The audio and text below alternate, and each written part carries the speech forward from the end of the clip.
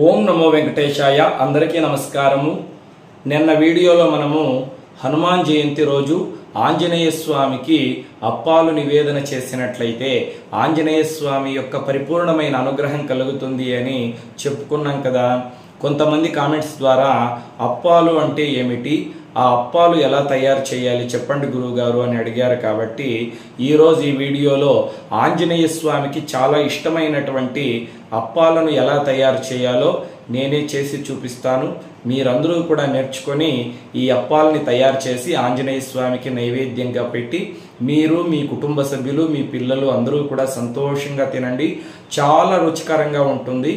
ఇప్పుడు నేను చేసి చూపించబోయే విధంగా అప్పాలు తయారు చేసి ఆంజనేయ స్వామి వారికి నైవేద్యం పెట్టి మీరు, మీ కుటుంబ సభ్యులు, మీ పిల్లలు ఒక్కసారి తిన్నారంటే జీవితంలో మర్చిపోరు. మళ్ళీ ఈ అప్పాలని తయారు చేసి తింటూనే ఉంటారు.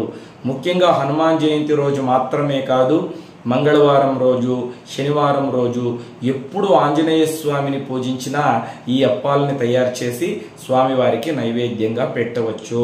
శాస్త్రోక్త విధానంగా అప్పూపాలని ఎలా తయారు చేయాలో నేను చేసి చూపిస్తాను. మీరు కూడా నేర్చుకొని చేసి స్వామివారికి నైవేద్యంగా పెట్టి మీరు స్వీకరించండి.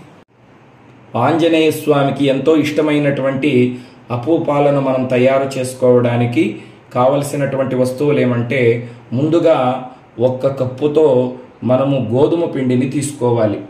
1 కప్పు గోధుమ పిండిని చక్కగా ఒక గిన్నెలో కానీ ఒక ప్లేట్లో కానీ వేసుకొని, ఆ తర్వాత అదే కప్పుతో మనము బియ్యం పిండి, గోధుమలు అంటే సూర్యదేవుడికి చాలా ఇష్టమైనటువంటి ధాన్యం కదా.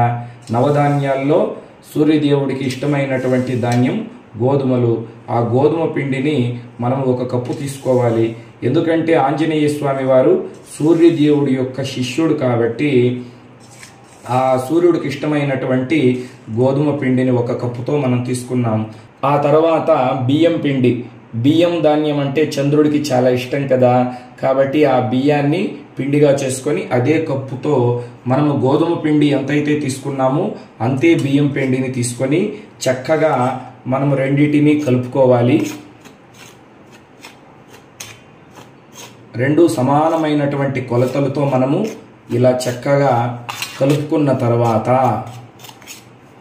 మనం ఏ కప్పుతో అయితే బియ్యం పిండిని గోధుమ పిండిని తీసుకున్నామో అదే కప్పు నిండుగా కాస్త బెల్లం, మంచి బెల్లాన్ని తీసుకోండి. పాడైపోయినటువంటి బెల్లము, నల్లని బెల్లాన్ని తీసుకుంటే అప్పూపాలు అంత రుచికరంగా రావు. కప్పు నిండుగా మనము బెల్లాన్ని తీసుకొని ముందుగా దంచుకోవాలి. బాగా ఇలా దంచుకోండి. బెల్లాన్ని బాగా ఇలా పొడి చేసి పక్కన పెట్టుకోవాలి. ఆ తర్వాత మనం ఏ కప్పులో అయితే గోధుమ పిండిని బియ్యం పిండిని తీసుకున్నామో అదే కప్పు నిండుగా నీళ్లు తీసుకొని ఒక గిన్నెలో పోసుకోవాలి. 2 కప్పుల నీళ్లను పోసుకుంటూ ఉన్నాను నేను ఇక్కడ. ఆ తర్వాత స్టవ్ వెలిగించుకోవాలి. మనము నీళ్లు బాగా వేడెక్కిన తర్వాత ఈ బెల్లం తురుముని ఆ నీళ్లలో మనం వేసుకోవాలి. ఇక్కడ ఇంకొక ముఖ్యమైన విషయం ఏమంటే, దేవుడికి మనం ఎప్పుడు నైవేద్యం తయారు చేస్తున్నా మూతికి ఒక బట్టను కట్టుకోవాలి. ఎందుకంటే మనం మాట్లాడేటప్పుడు మన నోట్లో నుండి ఆ యొక్క లాలాజలం అంటే ఎంగిలి తుంపర్లు కావచ్చు, మనం తుమ్మినప్పుడు దగ్గినప్పుడు ఆ యొక్క తుంపర్లు అందులో పడినట్లయితే అది అపవిత్రం అవుతుంది. దేవుడికి నివేదన చేయడం మహాపాపం కదండి. ఇక్కడ వీడియోలో చూపించడం కోసము నేను ఇలా చేస్తూ ఉన్నాను. మీరు దేవుడికి ఎప్పుడు నైవేద్యం చేసినా కూడా చక్కగా మాస్క్ లాంటిది వేసుకోండి, లేకపోతే ఒక బట్టనైనా నోటికి ముక్కుకు కట్టుకొని మీరు నైవేద్యం తయారు చేయండి. ఈ అప్పూపాలంటే ఆంజనేయ స్వామికి చాలా ఇష్టమని మంత్రశాస్త్రంలో చెప్పి ఉన్నారు. కాబట్టి ఎప్పుడు ఆంజనేయ స్వామి వారిని పూజించినా ఈ అప్పాలు నైవేద్యం పెట్టడం చాలా మంచిది. ఇక్కడ నీళ్లు వేడెక్కినాయి కాబట్టి ఈ బెల్లం తురుము ఇందులో వేసేసుకుందాం. కాస్త పాకంలా రావాలి. బాగా కలుపుకోండి.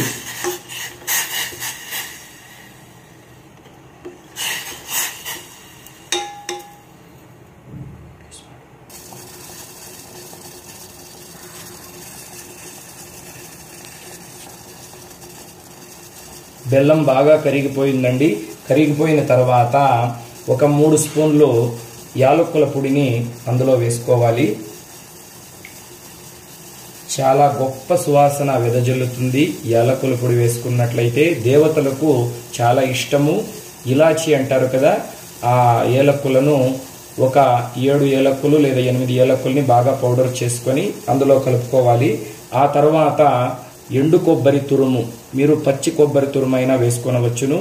చక్కగా ఈ కొబ్బరి తురుమును కూడా ఒక 3 స్పూన్లు వేసుకోండి. ఆ తర్వాత ఆవు నెయ్యి, మంచి ఆవు నెయ్యిని కూడా ఒక 3 స్పూన్లు వేసుకోండి. నేనైతే ఇక్కడ దేశీ ఆవు నెయ్యినే వాడుతూ ఉన్నాను. చక్కగా 3 స్పూన్లు ఆవు నెయ్యిని వేసుకోండి. ఆ తర్వాత మనం ఇక్కడ కలుపుకున్నాం కదా ఈ గోధుమ పిండి బియ్యపు పిండి మిశ్రమము, దీన్ని ఇందులో మెల్లగా వేసుకొని చక్కగా కలుపుకోవాలన్నమాట.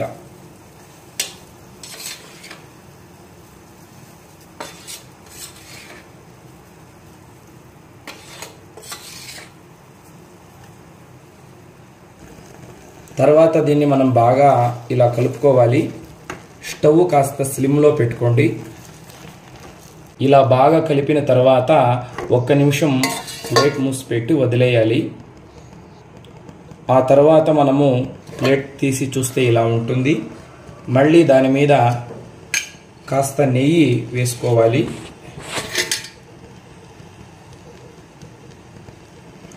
అప్పుడే అప్పాలు చాలా అద్భుతంగా వస్తాయి. మళ్ళీ ఒకసారి బాగా కలుపుకోండి.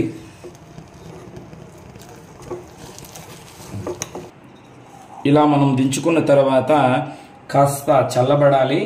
అంటే పూర్తిగా చల్లగా అయిపోకూడదు, కాస్త మీడియంగా వేడి ఉండాలి. అప్పుడు దీన్నంతా కూడా మనము ఒక ప్లేట్లోకి తీసుకోవాలి. కొంతమంది అప్పాలు చేసేటప్పుడు ఇందులో రవ్వ కూడా వేసుకుంటారండి. కానీ దేవుడికి నైవేద్యం పెట్టేటప్పుడు బియ్యం పిండి గోధుమ పిండి 2 వేసుకుంటే చాలు. ఆ తర్వాత దీన్ని మనం చక్కగా ఇలా కలుపుకోవాలి.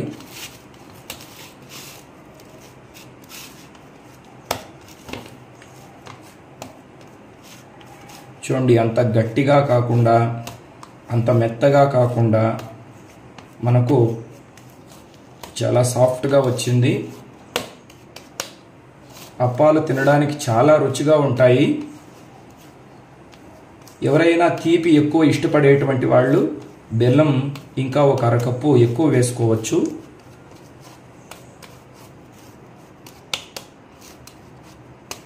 చూడండి, ఇలా చేసుకున్న తర్వాత మనము ఈ పిండిని చిన్న చిన్న బాల్స్లా చేసుకోవాలి.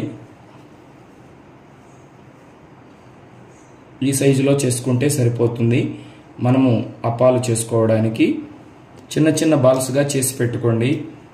కొంతమంది ఆంజనేయ స్వామి వారికి 108 అప్పాలు సమర్పిస్తారు. కొంతమంది 48 అప్పాలు సమర్పిస్తారు. మరి కొంతమంది 27 అప్పాలు సమర్పిస్తారు. కొంతమంది 11 అప్పాలు. శక్తి లేనటువంటి వాళ్ళు 5 అప్పాలు, కనీసం 3 అయినా స్వామివారికి సమర్పించవచ్చు. మనం శ్రద్ధాభక్తులతో ఒక్క అప్పాన్ని సమర్పించినా కూడా ఆంజనేయ స్వామి అనుగ్రహం కలుగుతుంది. చూడండి, అన్నీ ఇలా చేసి పెట్టుకోవాలి. మనం గులాబ్ జామున్ చేసుకుంటాం కదా, ఆ సైజులో ఇలా గుండ్రంగా చేసి పెట్టుకోవాలి అప్పూపాలు. ఆ తర్వాత స్టవ్ మీద ఒక ప్యాన్ అంటే ఒక బాండ్లీ పెట్టుకొని ఆ తర్వాత స్టవ్ వెలిగించుకోవాలి. ఆ ప్యాన్లో మనం చక్కగా నూనె పోసుకోవాలి.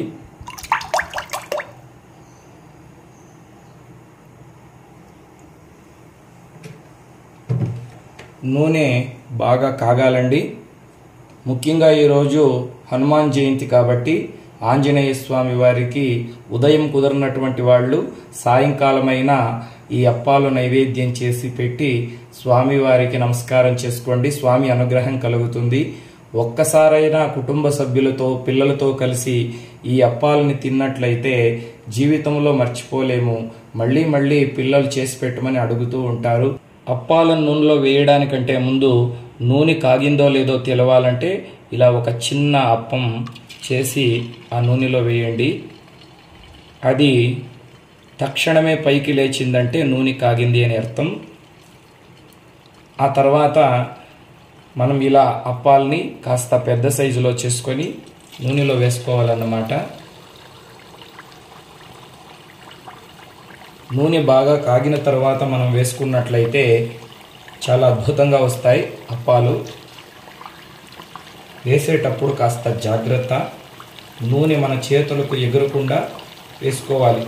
అవి కాలే లోపల మనము ఈ అప్పాలను ఇలా ప్లేట్లో కాస్త నెయ్యి వేసుకొని ఇలా తయారు చేసుకోవాలి.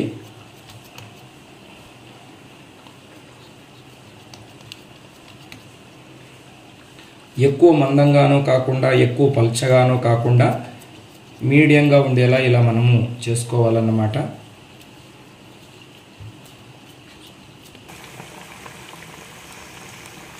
ఇలా అప్పాలను చూసుకోవాలి మనము మాడిపోకుండా. కొంతమంది అప్పాలు చేస్తే నల్లగా ఉంటాయండి, చూడడానికి వికారంగా ఉంటాయి. చూడండి, మనకు అరిసెలు ఎలా అయితే వస్తాయో అలా వస్తాయన్నమాట ఈ అప్పాలు కూడా. కాస్త కాఫీ కలర్లోకి వచ్చిన తర్వాత ఈ అప్పాలను ఇంకొక గరిటె తీసుకొని ఇలా ఒత్తినట్లయితే దాంట్లో ఉన్నటువంటి నూనె మొత్తము కూడా కిందకు కారిపోతుంది.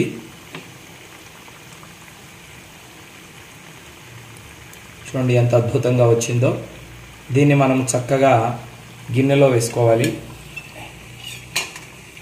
చాలా సాఫ్ట్గా ఉంటుందండి తినడానికి.